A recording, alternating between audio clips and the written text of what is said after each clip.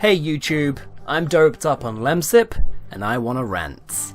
I made a fun discovery this past week.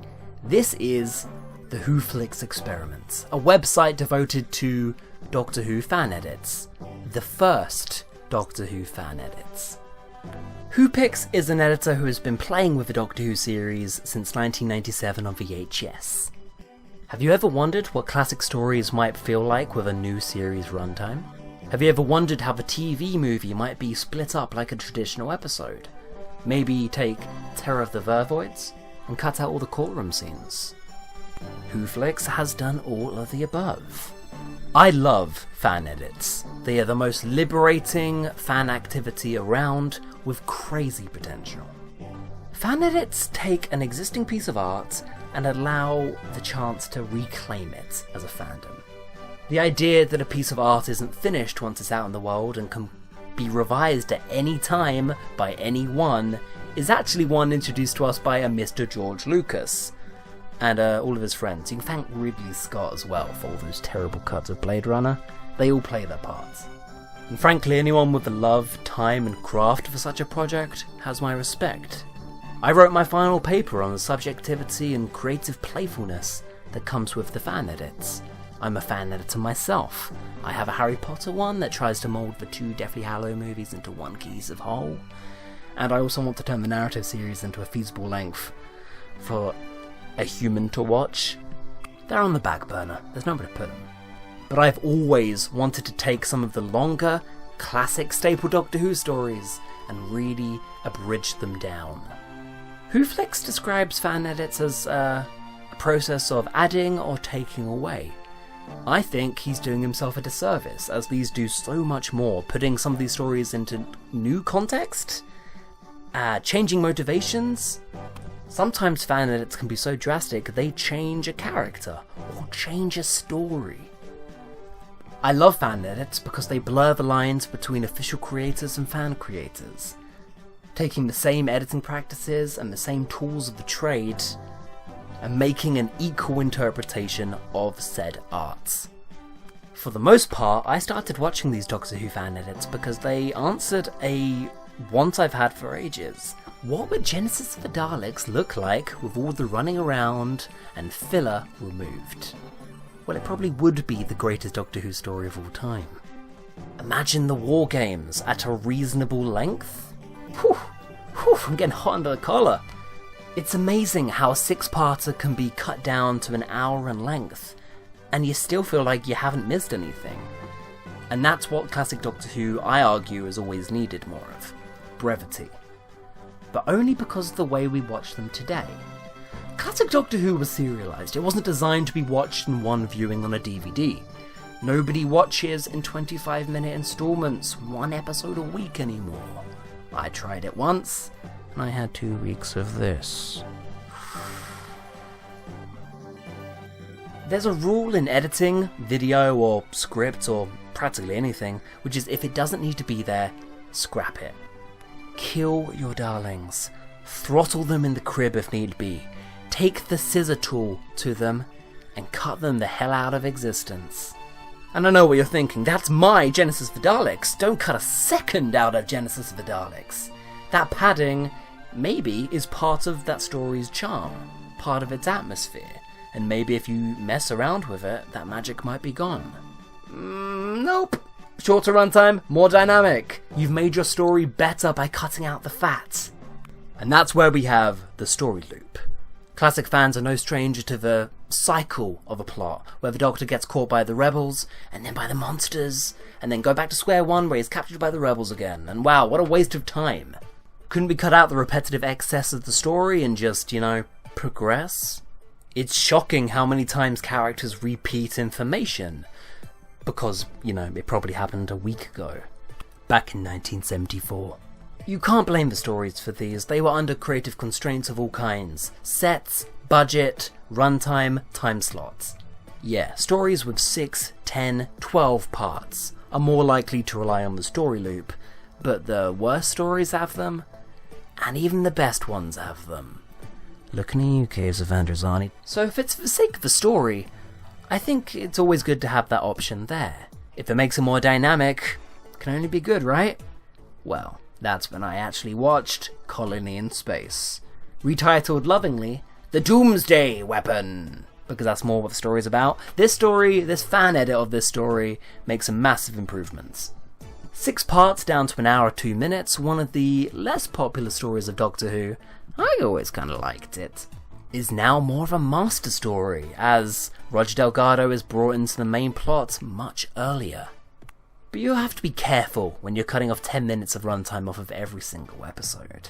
There's this part in Colony of Space where Jo defects from the Doctor, goes off on her own subplot, and convinces the colonists that we need to go outside to the alien plant and do the thing. And then they presumably do it.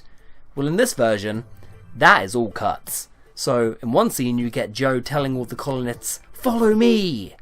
Then I presume there was probably a cliffhanger in there, an inevitable monster going blah, and then the Doctor hears about it.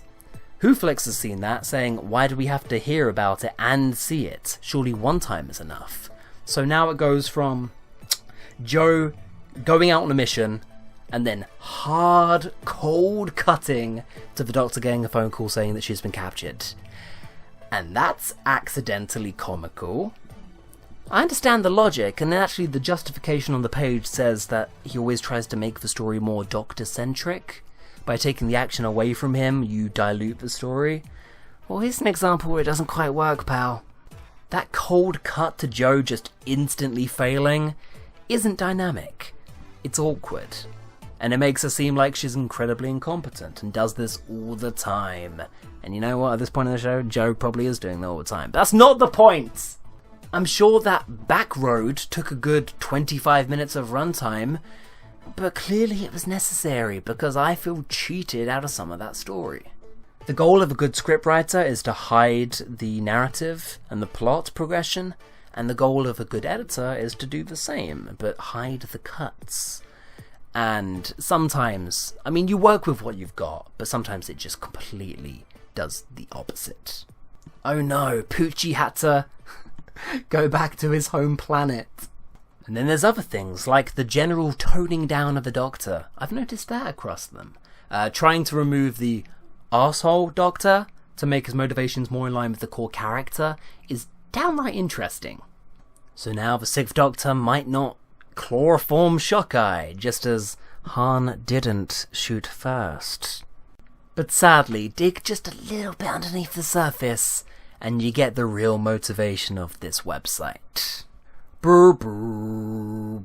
The political agenda of the editor starts popping up more and more.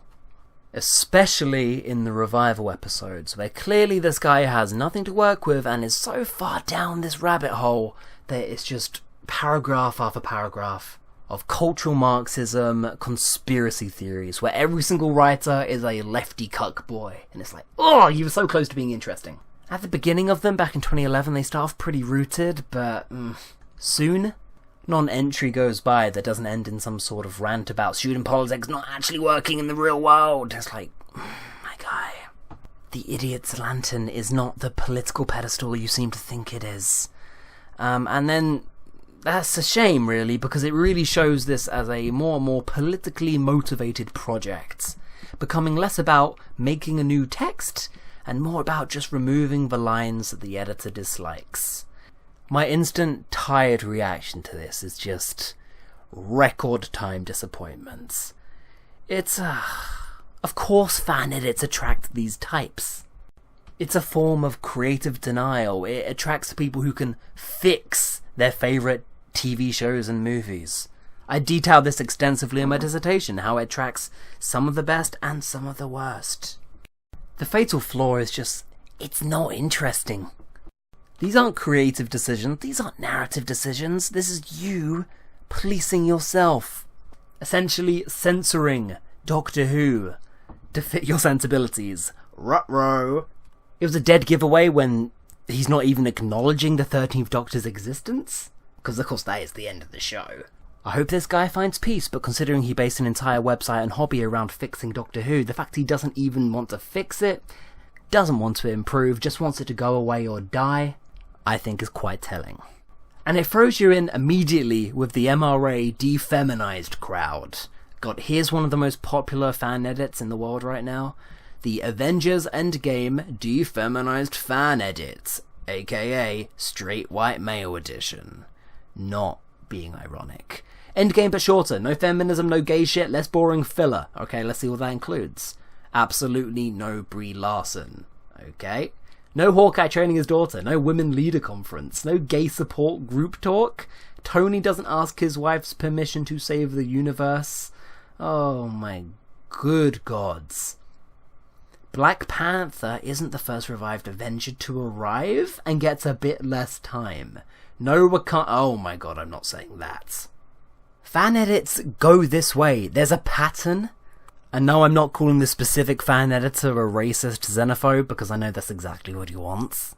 But my god, see how they're just a slippery slope. Here's one for Starship Troopers. That completely misses the point of Starship Troopers. Wow, you can't make it up. But hey, that's postmodernism. It's open to all. It's not a good thing, it's not a bad thing, it just is. This blog is special though. It's a great way to watch a lot of episodes. A lot of his work is good, but it's also like a catalogue. A guy has blogged about not only his own fan editing journey, but his own descent into rabbit hole fucking radicalization. It's really quite boggling.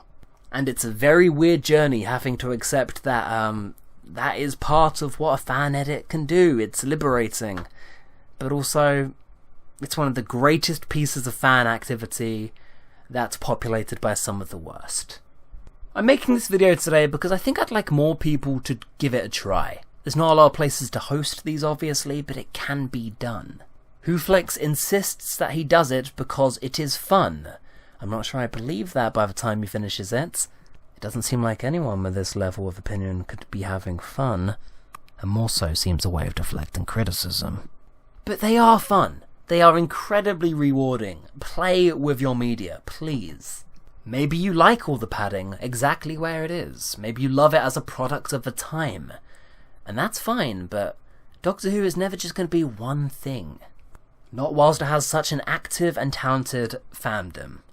It is an experiment. The clue's in the name. But there's a fine line between fandom tinkering and fandom denial. Thank you for listening to this weird eel rant.